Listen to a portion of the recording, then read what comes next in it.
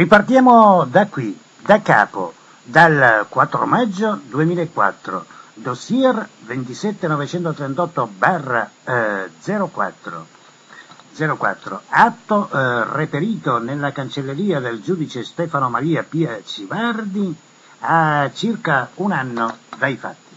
Questura di Milano, ufficio prevenzione generale, volante Baggio, quarto turno. Milano 4/5/2004.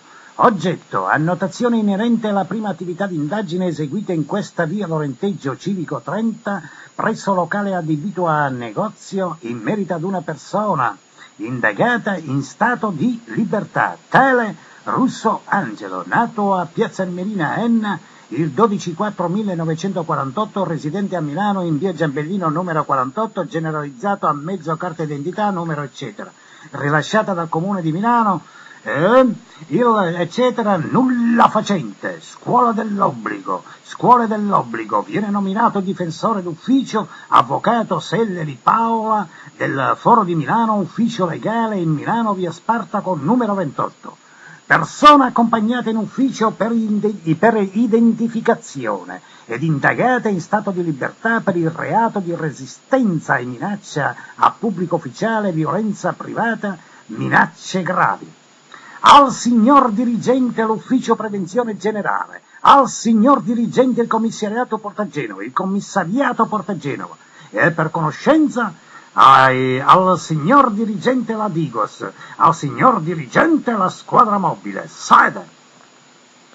In data odierna, alle ore 19:10, per motivi di opportunità negli uffici della Questura di Milano, il sottoscritto agente di PG, assistente Pacquola Roberto, coadiuvato dall'agente scelto De Angelis Giuliano, con la presente riferisce quanto segue. Alle precedenti ore 16:15, su disposizioni della locale CO, questo equipaggio si portava all'indirizzo in oggetto in merito ad una lite verbale, in merito all'affitto del summenzionato locale. Giunti sul posto si prendevano contatti con il richiedente, tale Corriero Francesco, nato a Bari, residente a Milano in via Novara Civico 62, identificata a mezzo patente di guida eccetera eccetera, rilasciata eccetera dalla MCTC di Milano il 16/4/99 con scadenza eccetera. Il Francesco Corriero riferiva di aver stipulato contratto di locazione commerciale e relativo deposito cauzionale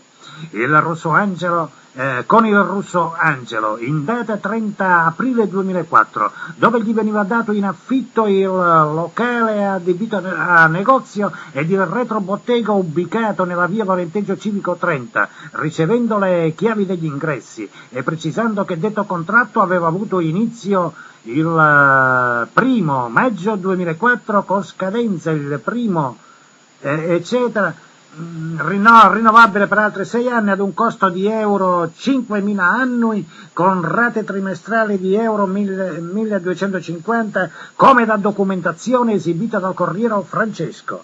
Nella giornata odierna il Corriero Francesco, entrato nel suo negozio, si accorgeva della presenza del Russo Angelo, che nel contesto aveva posizionato il proprio computer all'interno del retrobottega, collegandosi alla presa della corrente elettrica. Da qui ne nasceva una discussione sull'utilizzo del locale dell'impianto elettrico, dove il Corriero Francesco dichiarava di aver stipulato un contratto con l'AIM per l'erogazione della corrente elettrica e per l'uso esclusivo del negozio nella sua totalità.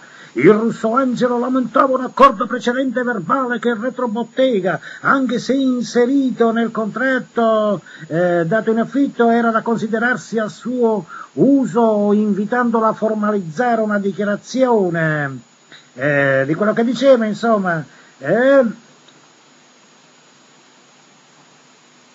eccetera. Vabbè, qui non si capisce, ma non serve. Ne nasceva una lite dove nel togliere la spina dal computer dalla presa elettrica il corriere Francesco faceva cadere a terra la centralina Fastweb, danneggiandola, per poi, non trovando risoluzione al problema, anzi ricevute minacce di morte dal russo Angelo al fine di evitare di non tollerare la sua presenza all'interno del negozio in affittato, il corriere Francesco chiedeva l'intervento della Polizia di Stato, cioè della Polizia d'Italia, no? Gli operanti interpellavano il russo Angelo in merito a quanto riferito dall'affittuario del negozio, che affermava di aver stipulato il contratto come indicato sopra, ma di aver preso degli accordi circa l'utilizzo esclusivo del retrobottega e di non avere intenzione alcuna di seguire quello che diceva il contratto, mi sembra di capire qui, del contratto che aveva stipulato, affermando che non avrebbe lasciato per nessun motivo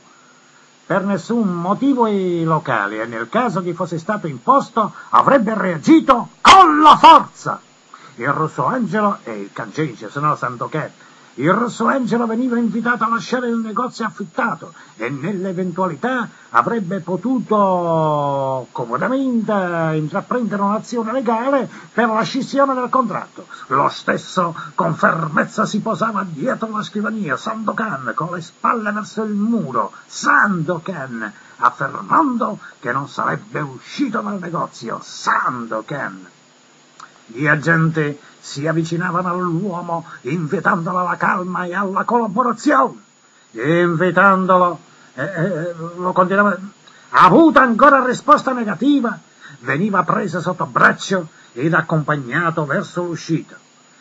Il russo Angelo in malo modo, prima strattonando, per poi vistosi bloccato alle braccia, scarciava violentemente, colpendo gli operanti, al tal punto che per interrompere il potere lesivo gli venivano poste manette di sicurezza. Continuando comunque a dimenarsi e sdraiatosi a terra, sbatteva volontariamente il viso sul pavimento, rompendosi gli occhiali indossati. Una delle due astine gli procurava un'escoriazione alla tempia dovuta alla rottura della stessa asta. A quel punto il rosso Angelo veniva notiziato di persone indagate in stato di libertà, ecco, per i reati già detti, no? Precisando che veniva accompagnato presso gli uffici della locale questura per essere sottoposto ai rilievi fotodatiloscopici del caso e che a richiesta rifiutava il trasporto presso il pronto soccorso per le cure del caso, giusto? Il Francesco Corriero rilasciava in merito ai fatti occorsi sommarie informazioni riportate nel verbale allegato.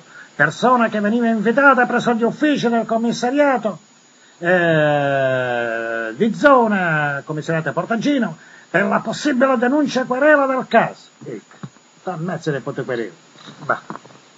All'interno dei locali, precisamente nel retrobottega, dove era stato posizionato il computer sopra il tavolo, si rinveniva una fotocopia di una carta di soggiorno intestata a tal Omran Nermin, nata Sharbia, Rau, il 15/12/69, personale regolare sul territorio nazionale.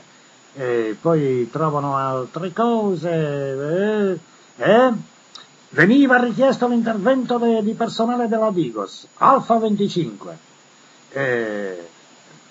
Poi precisando che gli stessi si trattenevano all'interno del negozio insieme al Corriere Francesco, mentre gli operanti insieme al russo Angelo si portavano presso la questura di Milano, dove all'interno dei locali degli accompagnati lo stesso indagato inveiva contro gli altri agenti